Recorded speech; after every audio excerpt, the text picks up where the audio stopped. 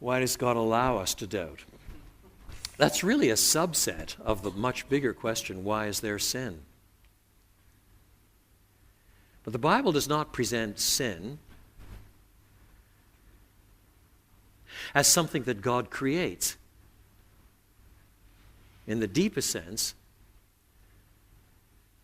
it's rather a mark of our rebellion against God, wanting to go our own way. That's what it is. Now, doubt itself, insofar as doubt is the result of our determination to disbelieve God, is just a part of that larger sin.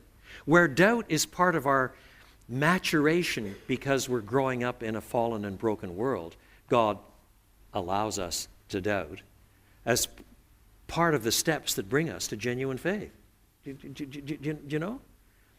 If this weren't being recorded, I'd tell you some stories from my own family, but because it's being recorded and our kids are everywhere on the internet, I can't tell you these stories. They'd spot them before you hear them.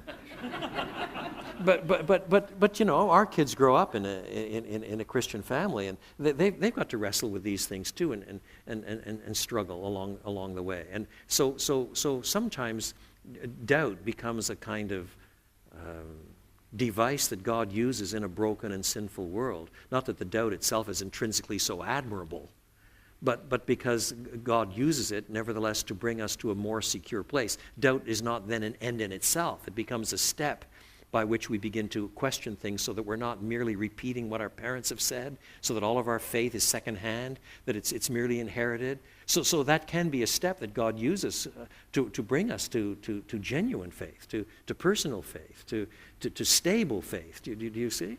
And sometimes suffering is the same thing. It's not that suffering is intrinsically good, but sometimes God uses suffering in a broken and cursed world to bring us to a place where you can actually trust God despite the suffering.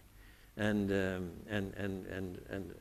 God then shows His mercy precisely in those sorts of steps as you come to a more stable trust in Him.